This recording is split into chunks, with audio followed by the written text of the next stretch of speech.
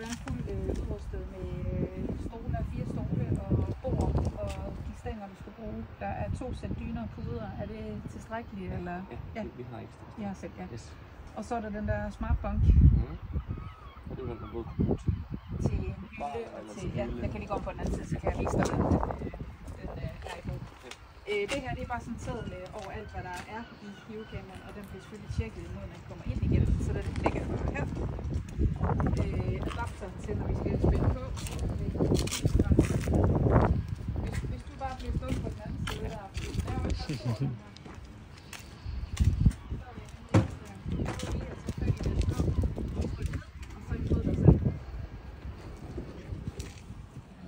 kommer den ikke ud. Sådan der. Sådan slår man ud. Ja. Og den her sengehæs, den kan du selvfølgelig tage væk. Du bare tager de der 3 pinde op og sådan noget, hvis den er i vejen for skabene. Ja. Så presser vi den lige ind igen der. Så ned. Og så ind. Ja. Præcis. Når I så skal have lys og så videre i vognen. Her har du main panel. Og her starter man hele pivtaget.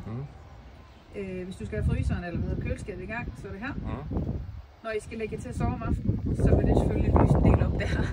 Og kan godt genere lidt, så der har vi lavet den der night mode. Så er der kun en lille grønt lys tilbage. Smart.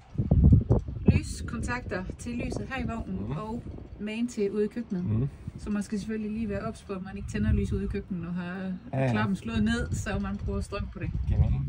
Yes. Her bagved. Her har vi al strømmen. Du har et 100 amperes batteri her og en lader. Og den kan selvfølgelig lade på solcellen, som sidder herude foran. Først i alt. Og så ligger der lidt papir her og brugsanvisninger. Registreringsattest til vognen. Yes. Hvis der skulle opstå et eller andet. Ja. Når I er på campingplads eller kobler til strøm, så har I jo strøm.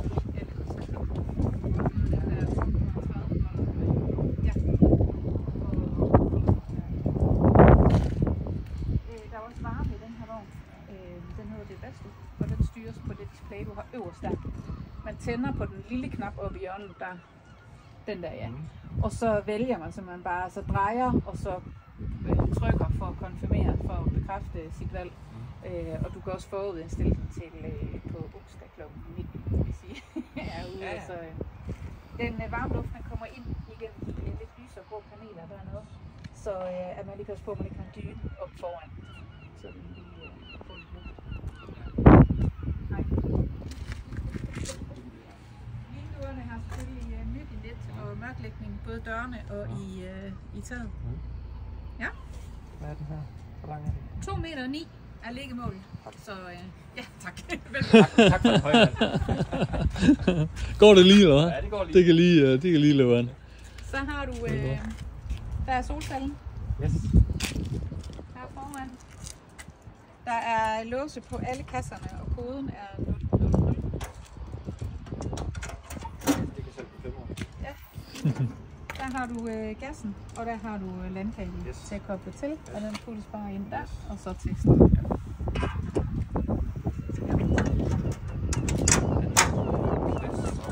Hvad siger du? Ja.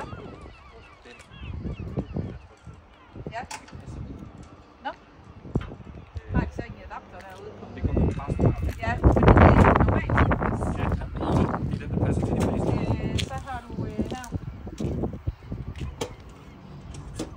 til en dieseltank til at fylde på, hvis man bruger det der Webasto. Altså det er jo en dieselvarmeapparat. Ja. Er der noget på? Ja, der er på. Det bruger ikke ret meget, så det er spørgsmålet. For det Det kan nogle gange, hvis det er lidt råt, altså lidt sådan vandkoldt, så kan man godt lige have det lidt på, så lige for at få fokus ud. Et ben foran her, 2 ben bag, for at nivellere den. Ja. Solcellen. Kører Ja, bare? den kører bare. Ja, du skal ikke tænde for noget. Og den leder også forbi. Altså, det er måske ikke først. Okay, det kører bare. Ja, hvis du har tændt på den grå kontakt herinde, den der står fridge, så er det tændt. Ja. Skærmkasser, og igen 000. Skal vi lige kigge ind her. Her ligger teltet. Ja. henholdsvis køkkentelt og de der sider og fronter til markisen. Pløks og hammer og så videre. Og det er jo dejligt nemt, hvis I skal pakke sammen, og det skulle komme en lille by, som der nogle gange gør i Danmark. Det sker. Så skal man altså ikke have teltene ind. Alt bare almindelige pløkker. Ja. Så står forsikring. Nej. Så truller vi det. Ja. Stangen til markisen ligger bag sæderne der. Er du kendt med markisen? Ja. Så lige en meters penge ud, og så slå benene ud, så den lige får lidt at støtte sig på, før du ruller resten ud. Ja. Så tager bare på.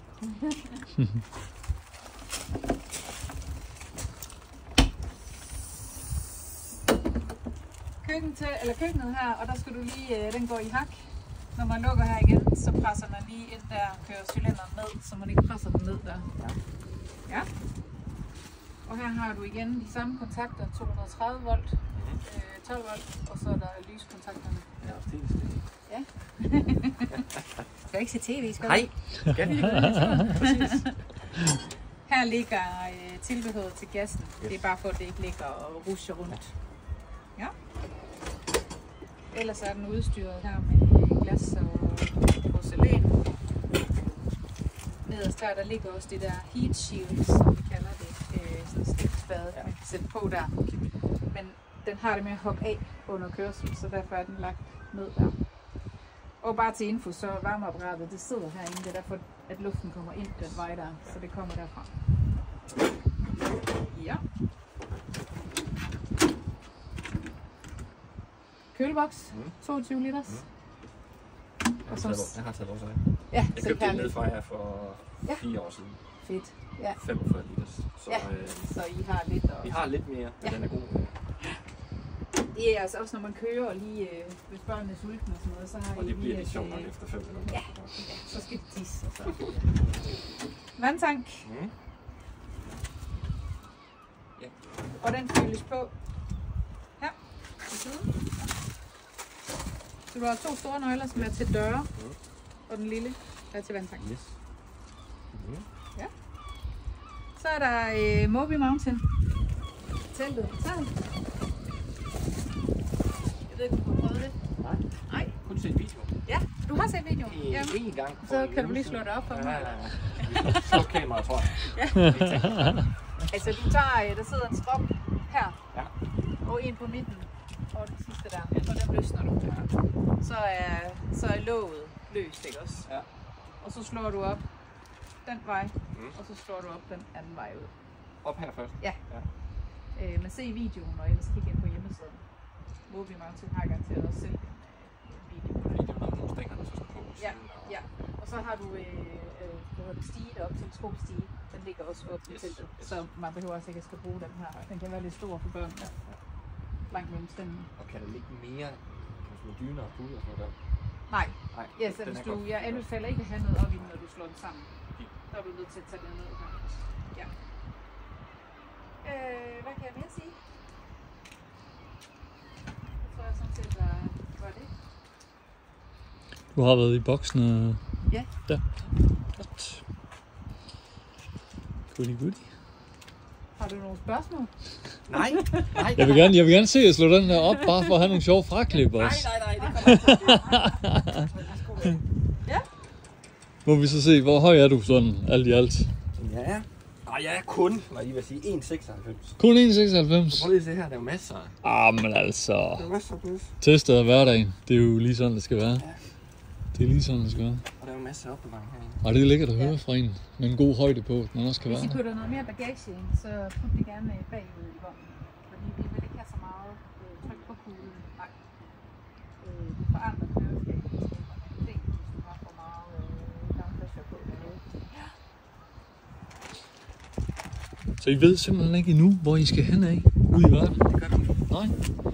I tager den meget på slum. Alt fra Stockholm til Slovenien, det er i spil. Sådan der. Det kan også være, at det bare bliver hjemme i Danmark. Det skal også være et Marbæk-område, der ligger herude. Det er fantastisk. Højre eller venstre, på et eller andet tidspunkt, så bliver det højre eller venstre. Klasse. Nu kan vi se. Fedt.